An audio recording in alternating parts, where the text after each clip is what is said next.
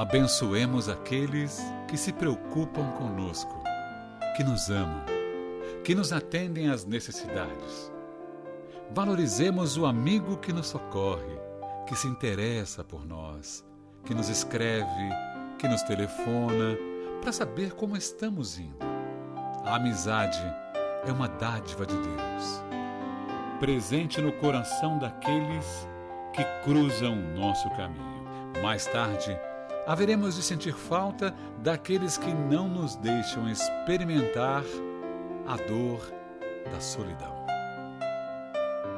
Que possamos consolar uns aos outros em todos os dias da nossa vida. Chico Xavier. Olá, seja bem-vinda, seja bem-vindo a mais um estudo reflexivo da obra O Consolador, proporcionado pelas voluntárias e voluntários do Centro Espírita de Caridade Luiz Monteiro de Barros. Faça parte dessa família espiritual. Hoje, na bancada dos facilitadores, o Wilson e Caetano. Boa noite, cavalheiros. Boa noite, boa noite. Boa noite. Então, dando continuidade na questão 371. E a pergunta é: devem ser intensificadas no Espiritismo as sessões de fenômenos mediúnicos? E a resposta: são muito poucos ainda os núcleos espíritas que se podem entregar à prática mediúnica com plena consciência do serviço que têm em mãos, motivo porque é aconselhável a intensificação das reuniões de leitura, meditação e comentário geral para as ilações morais imprescindíveis no aparelhamento doutrinário, a fim de que numerosos centros bem intencionados não venham a cair no desânimo ou na incompreensão, por causa de um prematuro comércio com energias do plano invisível. E olha, essa pergunta ela vem bem de encontro, porque a gente vê que muitas pessoas ainda vão nas casas espíritas atrás de fenômeno. Falam, eu tenho um parente tal que desencarnou, eu queria conversar com ele. A pessoa acha ainda que é fácil, que é só chegar numa reunião e vai conversar. Será que é possível ver uma materialização, um objeto voar, né? Uma mesa levantar, que nem na época de Kardec? Então as pessoas ainda vão buscar o fenômeno, né? o sobrenatural. E na verdade ele fala que é o contrário, que a gente tem que intensificar o que é estudo, né? A leitura, as discussões em grupo, porque a gente sabe que a discussão em grupo ela é muito importante, muito salutar para o desenvolvimento das nossas ideias. Às vezes você acha que você teve uma compreensão do que você acabou de ler, mas numa discussão com 2, 3 pessoas, o outro mostra um outro ponto de vista e você, poxa, realmente eu não tinha entendido por esse lado, né?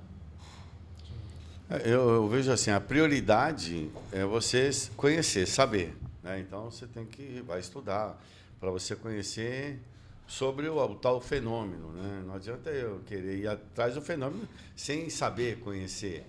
Eu preciso ter uma parte teórica, né, que já foi totalmente desenvolvida inicialmente aí, e depois eu posso analisar a prática. Mas ele não exclui a possibilidade de existirem grupos que estudam esses fenômenos, né? Desde que aquela prática moral, aliada ao estudo, ela esteja em equilíbrio, em concordância com a parte do fenômeno, né? Então, são poucos, pouquíssimos, né? Às vezes a gente ouve um ou outro grupo aí, por exemplo, no Brasil, que faz esse estudo de forma séria, né? Que a gente acaba conhecendo. Mas o que há prioridade, o que é importante é você conhecer, saber, para você fazer esse mergulho interior, fazer as transformações necessárias. A gente vai entrar agora na parte, no capítulo, que fala sobre a prática. Então, questão 372. Como devemos entender a sessão espírita?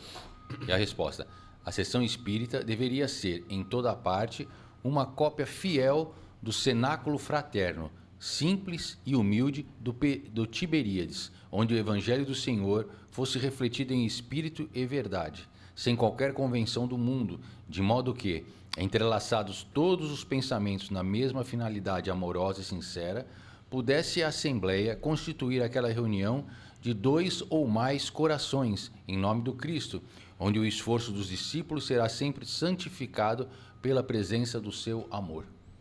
Interessante, né? Porque ele é a continuação do raciocínio dele. Se eu estou me estudando, eu estou trabalhando para identificar os meus sentimentos egóicos. Quando eu estiver num trabalho em equipe, a palavra amorosa do irmão mais experiente, o Caetano Wilson, não vai me melindrar. Agora, se eu começo de trás para frente, que é ir para a prática, se a teoria, a probabilidade de eu não me enxergar e a influência dos espíritos imperfeitos, que, como fala Kardec no livro dos médios, pululam ao redor da Terra, de usar o médio, usar aqueles para criar inimizades, né, melindres, é maior. Então, realmente, a 372 está chamando a atenção. Olha, o importante é primeiro vocês se conhecerem, desenvolverem a fraternidade, que é difícil, né? E para depois ir para o lado prático, e não o contrário, que a maioria das casas querem, né? Quer ter uma sessão gigante, as pessoas brigando por cargos, encargos da casa espírita, e a gente vê que não é esse o caminho. É verdade. Só para a gente entender, pessoal, esse capítulo agora que começa, esse item, ele vai falar sobre a prática das reuniões mediúnicas. Então, vai começar a dar orientação para nós como é que a gente deve proceder nas reuniões. Então, olha só, 373. Como deve ser conduzida uma sessão espírita de sua abertura ao encerramento? E a resposta: nesse sentido, há que considerar a excelência da codificação kardeciana. Contudo, será sempre útil a lembrança de que as reuniões doutrinárias devem observar o máximo de simplicidade, como as assembleias humildes e sinceras do cristianismo primitivo, abstendo-se de qualquer expressão que apele mais para os sentidos materiais que para a alma profunda, a grande esquecida de todos os tempos da humanidade. Então ele está falando aqui que a gente tem que usar Kardec como modelo e guia. Ele está falando aqui, que ele traz para nós aqui, né? Ele fala que a gente tem que lembrar das reuniões. A gente vai lembrar do livro lá do Nélio Lúcio, né, do primeiro Evangelho no Lar, onde Jesus aproveita situações que estão acontecendo no lar ali para dar exemplos e desenvolver a humildade, o entendimento, né, conduzindo os discípulos ali através do diálogo com Pedro a direcionar as suas conversas para temas fraternos, para temas mais amorosos, né, para não ficarem discutindo coisas que não levariam a nenhum conhecimento, nenhum entendimento, né? Então, para quem não conhece, é no livro Jesus no Lar, né, de Nélio Lúcio, a lição número 1 vai falar sobre esse primeiro evangelho que Jesus conduz na casa da sogra de Pedro, né? Eu vejo assim, a simplicidade, né, que ele fala, da gente não inventar muita coisa, né? E vamos pegar uma reunião de intercâmbio mediúnico. Vocês já pararam para pensar que nós estamos falando com uma pessoa que está numa outra dimensão, extrafísica? Nós estamos conversando com uma pessoa que está numa outra dimensão, que tem uma outra visão. Assim, é uma coisa extraordinária. Se nós pensarmos assim, quão poucas pessoas têm essa possibilidade, essa clareza de ideia nesse nosso mundo atual. Então, a doutrina espírita veio nos possibilitar entender melhor isso. Assim, a pessoa se encontra, olha, a morte não existe, eu estou numa outra frequência, numa outra dimensão espiritual, num outro plano de vida, e estou me comunicando. Então, é uma coisa assim, extraordinária. Você tem que ter um profundo respeito, né? Principalmente aquele que está servindo ali de intermediário, está se prestando a esse serviço. E a possibilidade que o divino está nos proporcionando de fazer isso, né? Então, por isso que não inventa muito, porque a gente não tem condições disso. Então, assim, são coisas bem básicas, assim, nesse relacionamento primeiro e ainda primário com esse mundo espiritual. Então, porque senão a gente banaliza. E não é para banalizar. Entender que quando você faz uma comunicação com um ser que está numa outra dimensão, é como se, assim, pela primeira vez, vamos falar assim, alguém usou o telefone. E está um lá de um lado de um país e outro no outro. É uma coisa fantástica. Não é fantástico hoje você poder ligar e ver a imagem? Para nós parece que ficou uma coisa banal, mas não é. É uma coisa extraordinária. Isso aí vai acontecendo. A tendência é as coisas se modificarem para melhor, né? Então, daqui a pouco você pode ter um holograma aí e você tá a pessoa sendo representada aqui, né? Então, assim, ela é simples, mas é de uma complexidade profunda, porque a gente, os meandros dessa comunicação, a gente desconhece, né? para nós parece ser muito simples. Então, por isso que tem que ter um profundo respeito numa reunião dessas, por conta que a coisa não é tão simples como a gente pensa. A gente pensa que é simples, porque nós somos seres simples ainda. A nossa complexidade de entendimento é pequena, né? Mas então, eu acho que é dessa forma mesmo que eu vejo com profundo respeito poder participar de uma reunião dessa. Né? E nas obras de André Luiz já mostra esse seu sentimento de gratidão, porque tanto do superior perante, entre aspas, o inferior, quanto quem está encarnado que vai se comunicar. Então, se a gente pega no Obreiros da Vida Eterna, o Asclepios, aquele benfeitor, eles escutam a palestra, ficam admirados, e há sempre um movimento de gratidão por irmão mais velho, alertar os irmãos que estão ali naquela colônia. O Ricardo, no nosso lar, está encarnado, vai como bebê com o evangelho no lar, como salientou ainda há pouco o Wilson, e agradecer a oportunidade e um alerta. Rezem para que eu tenha bastante dificuldade, mas que eu supere as minhas dificuldades. Você vê os dois lados, o encarnado, que já tem essa maturidade, e o outro que está em uma outra colônia espiritual, ambos têm essa visão que você fala, da beleza, da comunicabilidade, do esforço que eles tiveram para chegar ali, e outros, é claro, e a pessoa escutar. Nós é que ainda não temos, infelizmente, algumas, né, essa questão mais assim, o que o meu parente está fazendo, mas você deveria perguntar o que você está fazendo por merecer em conversar com o teu parente que está lá já trabalhando, não com essa visão ainda egoísta. É uma coisa, né, extraordinária isso. Você tem esse intercâmbio. Então a gente fica pensando, a gente chega ali e dialoga com eles, mas imagina o trabalho que dá para a espiritualidade organizar isso aí, trazer o espírito, porque muitas vezes, ontem mesmo, cara, o que eu estou fazendo aqui? Me trouxeram, eu não queria vir. Então, trazer, conduzir aquele espírito ali, preparar ele, né? Criar conexão com o médium. E ele fala, como é que eu estou falando aqui? Esse corpo não é meu.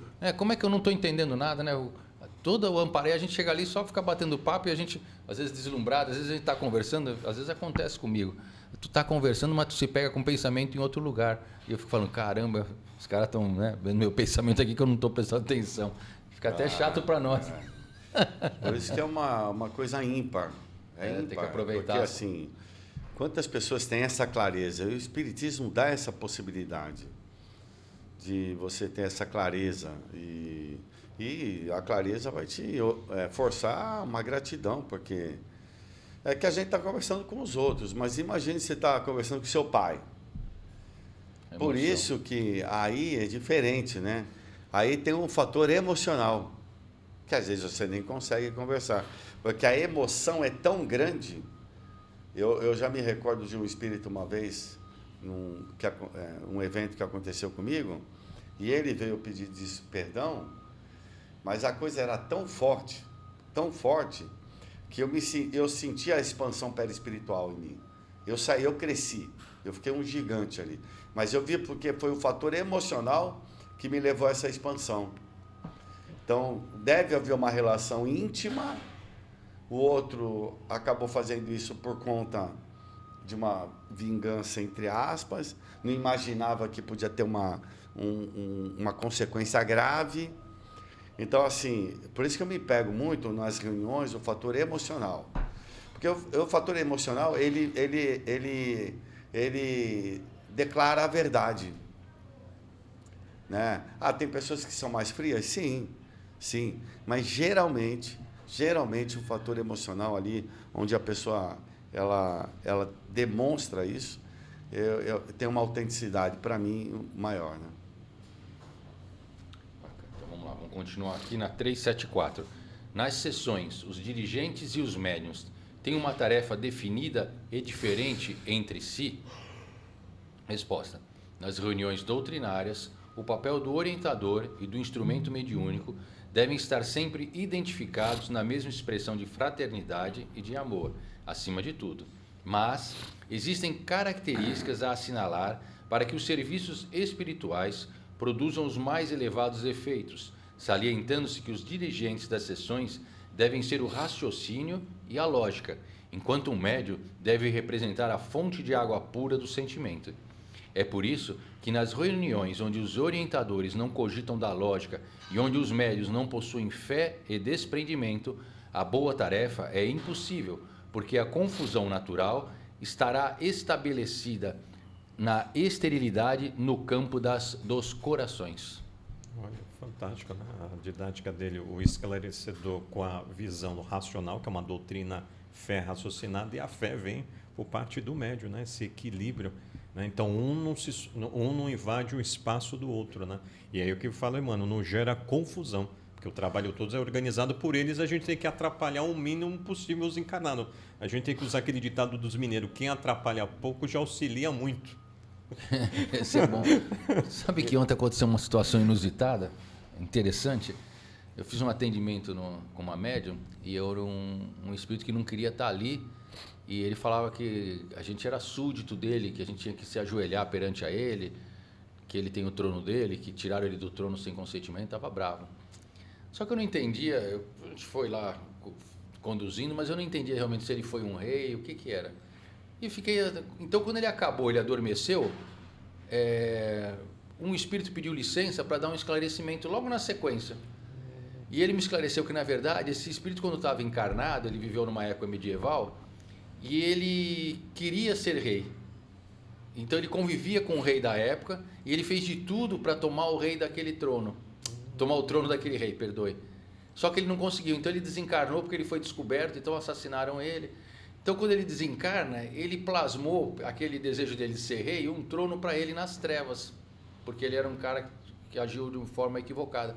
E acabou arrecadando súditos para ele também. Então, eles vieram explicar. Então, naquele momento, ele estava sendo adormecido, ele ia ser tratado, ele falou, ele vai ficar adormecido por muito tempo, para que essa monoideia seja transmutada e ele possa vir a reencarnar. Então, eu estava agradecendo a sessão mediúnica pela oportunidade do choque anímico que ele teve com o médium e deu esclarecimento. Então, eu achei diferente, porque não é comum isso daí virem explicar, né? Mas eu fiquei perguntando, eu acho que é porque eu fiquei perguntando tanto, que eu não estava entendendo qual era o papel dele ali, que vieram esclarecer. Que te esclareceram. Mas ontem eu também tive um insight assim, não sei se nem cabe aqui, mas pode esclarecer também muitos grupos. Eles têm uma organização, o mundo espiritual, né? E aí eu sei que eu vou atender, ou o Wilson vai atender em determinado caso, que esteja à altura para ele atender. A altura de cada um conversador ou doutrinador ali. E aí eu estava pensando, não seria interessante, talvez, na nossa organização física ali, a gente deixar mais ou menos pré-estabelecido, olha, esse médium aqui vai fazer 3 atendimentos. Primeiro, segundo e terceiro, fulano, beltrano e ciclano. Não sei.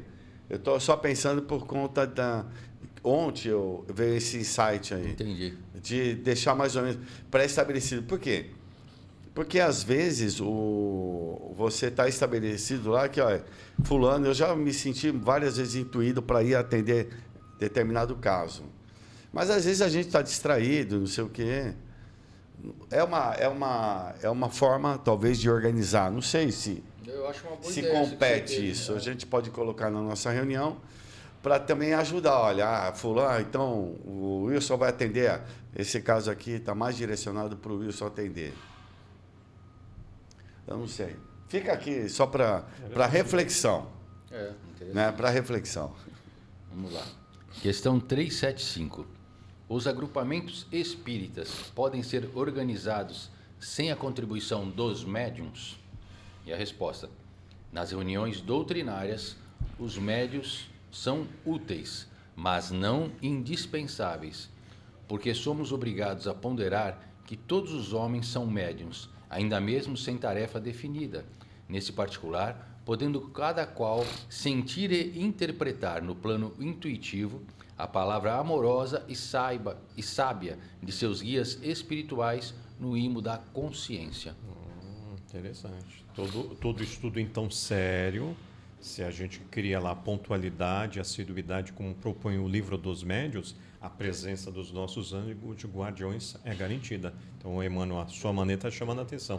Se não tem médiuns ostensivos, mas tem pessoas que estão desenvolvendo a fraternidade, o amor, a sinceridade, no caso é a pontualidade, a assiduidade, eles vão usar as pessoas, né, e vai transcorrer bem esse grupo espírita. Né? Ele através da intuição, né? Ele fala da intuição, aquilo que você acabou de falar. Às vezes a gente tem a intuição de determinado médium para conversar, né? Às vezes você vai fazer a palestra em determinada casa espírita com um determinado tema e no meio do caminho o tema, daqui a pouco tu está falando de batata quando era para falar de avião, né? E você não sabe por quê, e a gente sabe, tem algum motivo, alguém ali talvez estivesse precisando. Então, é isso, a gente está com a conexão com o nosso Wi-Fi ligado no sinal correto, né? Para poder receber essas intuições, né? Olha essa pergunta aqui, interessante aqui, ó. Será aconselhável a determinação de dias da semana para a realização normal das sessões espíritas? Resposta. Qualquer dia e hora podem ser consagradas ao bom trabalho da fraternidade e do bem, sempre que necessário, mas, nas reuniões dedicadas ao esforço doutrinário, é imprescindível a metodização de todos os trabalhos em dias e horários fixados pelo grupo. Por quê, né? Porque a espiritualidade também vai se preparar para estar ali presente, para conduzir os espíritos, para intuir, para preparar a sala, preparar o ambiente. Então, ele fala da importância, né? Até isso do Evangelho no Lar também, da gente ter a data e o dia da semana correto, né? Sempre marcado. Porque eles acabam sabendo, e quando sabe a gente é fiel, podem estar presentes, né? É o mínimo que a gente pode fazer para querer a companhia de pessoas talvez até superiores aí, se a gente fizer uma boa reunião, né? Sim. 377. Há estudiosos da doutrina que se afastam das reuniões quando as mesmas não apresentam fenômenos. Como se deve proceder para com eles? Resposta. Os que assim procedem testemunham por si mesmos plena inabilitação para o verdadeiro trabalho do espiritismo sincero. Se preferem as emoções transitórias dos nervos ao serviço da autoiluminação, é melhor então que se afastem temporariamente dos estudos sérios da doutrina, antes de assumirem qualquer compromisso. A compreensão do espiritismo ainda não está bastante desenvolvida em seu mundo interior, e é justo que prossigam em experiências para alcançá-la. O êxito dos esforços do plano espiritual em favor do cristianismo redivivo não depende da quantidade de homens que o busquem, mas sim da qualidade dos trabalhadores que militam em suas fileiras. Impressionante, né? Então, não é a quantidade, é a qualidade. E aí, é claro, ele está apontando a sinceridade, né? O fenômeno, como alerta Allan Kardec, há 3 movimentos do espiritismo. A questão fenômenos materiais, depois a questão da intelectualidade e a fase que a gente já entrou, a questão da moralidade. Então, se a gente vê esses espíritos que utilizaram Chico Xavier, Eurípides Barçanufo, Caio Barchuto, sempre alertando essa fase que se encontra agora o espiritismo, mais a nossa transformação moral, colaborando para o mundo de regeneração do que os fenômenos lá de trás. Por isso que há tanto desenganos, desapontamentos. Quando a pessoa chega numa casa espírita séria e uma pessoa como Wilson, Caetano, eu e outros falam, aqui o senhor não vai ver a cadeira voar, não vai ver materialização de espírito, que já estamos, né, de acordo com Allan Kardec, no 3º movimento perante o espiritismo. Eu me lembro quando perguntaram para Jesus sobre as leis mosaicas, por exemplo, de ter mais uma mulher, e pergunta, está certo isso daí? Deus permite isso? Aí ele fala, isso é permitido pela devida dureza de vossos corações. É assim, se você ainda tem a necessidade de querer ver fenômenos, veja, é um processo de aprendizado. Se você ainda está naquele processo de fumar, se você ainda está no processo ainda de ter vícios, tenha. Porque é importante a gente vivenciar para vencer e transformá-los em virtudes.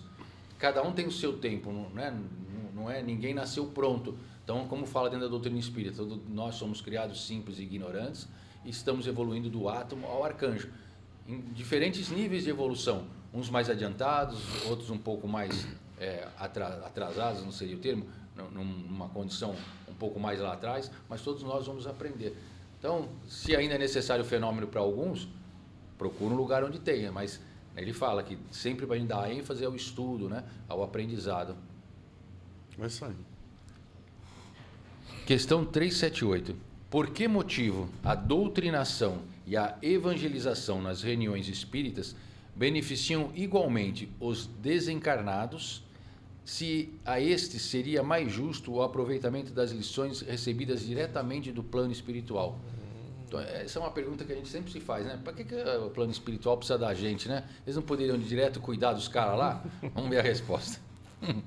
Grande número de almas desencarnadas nas ilusões da vida física, guardadas quase que integralmente no íntimo, conservam-se por algum tempo incapazes de aprender as vibrações do plano espiritual superior, sendo então conduzidas por seus guias e amigos redimidos às reuniões fraternas do espiritismo evangélico, onde, sob as vistas amoráveis desses mesmos mentores do plano invisível, se processam os dispositivos da lei de cooperação e benefícios mútuos, que rege os fenômenos da vida nos dois planos.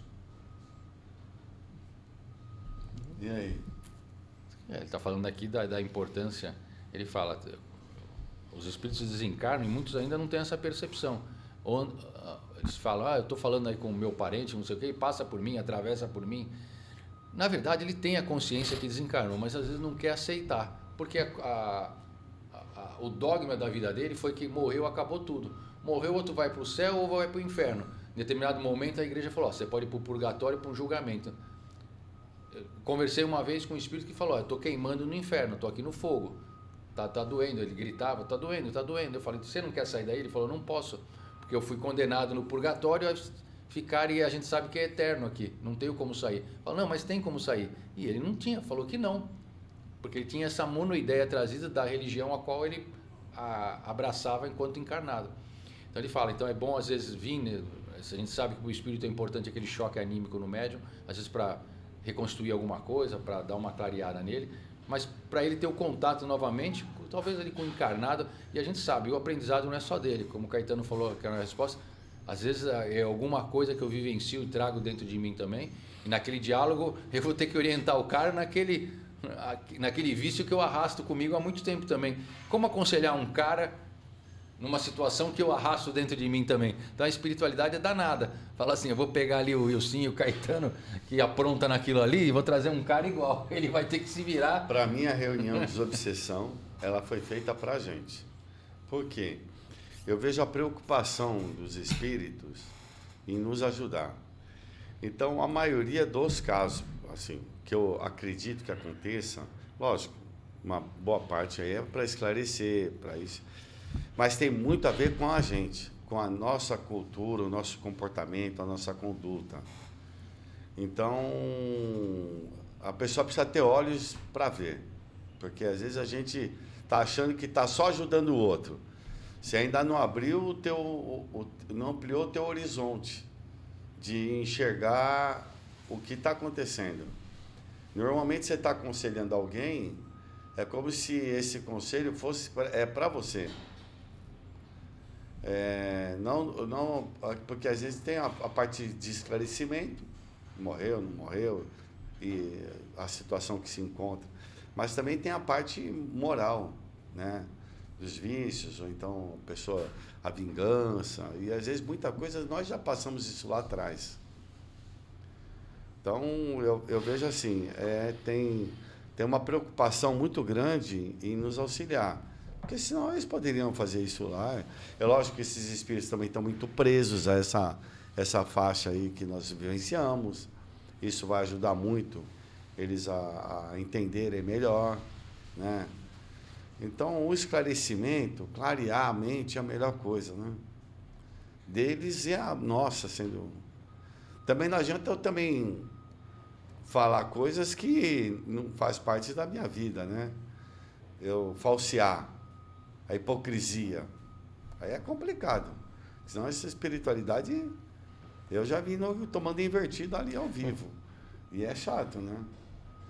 Algo semelhante ao que faz os nossos irmãos do Alcoólicos Anônimos e Narcóticos. Veja, sentado em roda, um ajuda o outro, né, no depoimento. A diferença é essa.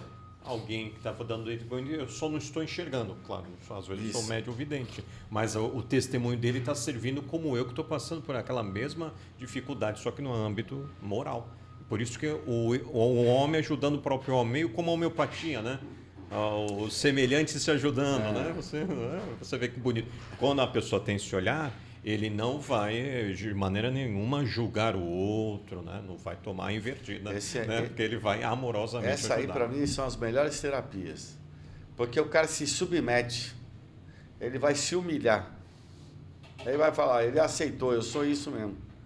Eu sou alcoólatra, eu sou pederasta, eu sou pedófilo, eu sou isso, e eu preciso me recuperar. Ele aceitou. Nós nos escondemos através de uma máscara. Por isso que a verdade, ela deve ser sempre prevalecer. Mas essas reuniões terapêuticas, eu por ter participado com meu irmão, pelo menos por 30 anos já, na minha vida, então eu vejo essa questão da verdade. Eu falo, o cara que é usuário de droga, esses dias fomos lá visitá-lo, tinha um rapaz lá, pai médico, a mãe enfermeira, e o cara com 48 anos passando por tratamento. É uma luta, né? Não é uma coisa simples, não. Já tem família, tem isso, mas tombou novamente. Então, essas pessoas já estão descobertas. A gente ainda não está descoberto. A gente ainda tenta se ajustar encoberto. Nós não abrimos a nossa vida. Enquanto que essas pessoas... Quando eu vi o Rocketman lá, o cantor inglês... Elton John. Que ele foi... frequenta grupos de alcoólatras anônimos e droga, né? Você imagina o maior astro lá, agora se submete àquela situação. É um grande exemplo aí pra gente, né? Identificou o problema, cansou com esse problema, de sofrer esse problema, agora ele fala, não, a partir de agora eu vou me cuidar. Então, essa verdade, ela aparece uma hora, né? Ou é melhor você falar a verdade, ou a vida vai te empurrar para que a verdade apareça, né? Isso é notório, assim. Então, como nós espíritas, nós temos muita informação e temos condições de enfrentar essa realidade de cabeça erguida, né? Então, agradecemos facilitadores, Caetano, Wilson, e a você que nos acompanharam, e com a permissão divina nos vemos daqui a 15 dias. Muita paz a todos.